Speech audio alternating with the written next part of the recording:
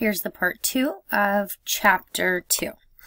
There were so many places you couldn't go and so many things you couldn't do if you were black. Oak Park was the nicest park in the city, just down the hill from us, but blacks could only walk through it.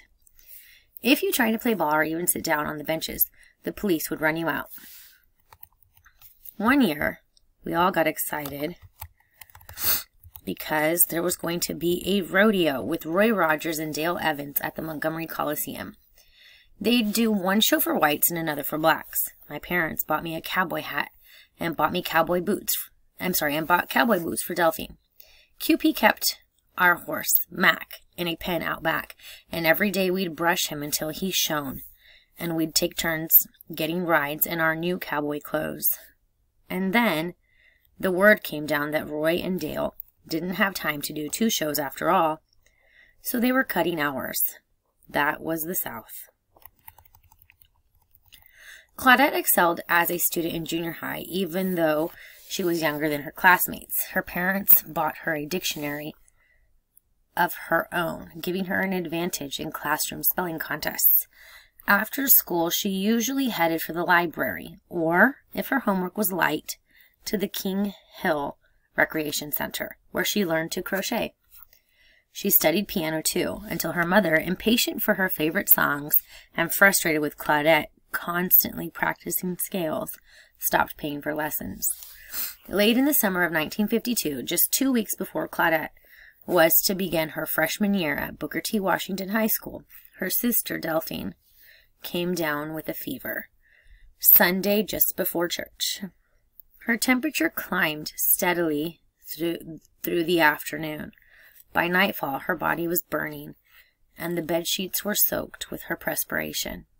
Far worse, she couldn't move her arms and legs to get up. The family tried everything to break her fever, but nothing worked. They rushed her to a doctor the next morning. Claudette. Polio came down on a lot of kids that summer. It shriveled the leg of one girl in our congregation and deformed the arm of a little boy. The doctor knew what it was as soon as he saw Delphine. He sent her to St. Jude Hospital and put her in an iron lung to help her breathe. She couldn't move. All she could do was whisper through her breath. That's what my mama said. I used to go in the car with them to visit, but Mom and QP made me wait outside the hospital. They didn't want me to get sick too, and they didn't want me to see Delphine like that.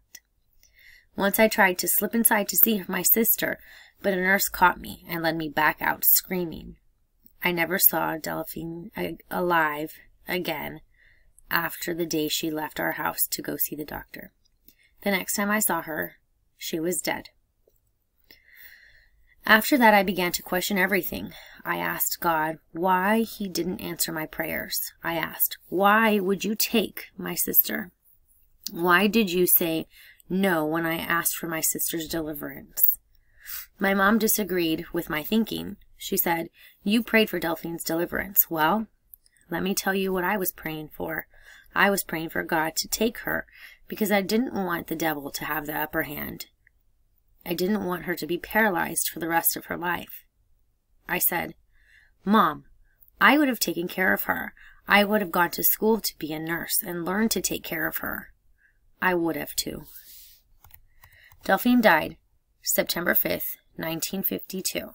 It was my 13th birthday. Okay, that is the end of chapter 2.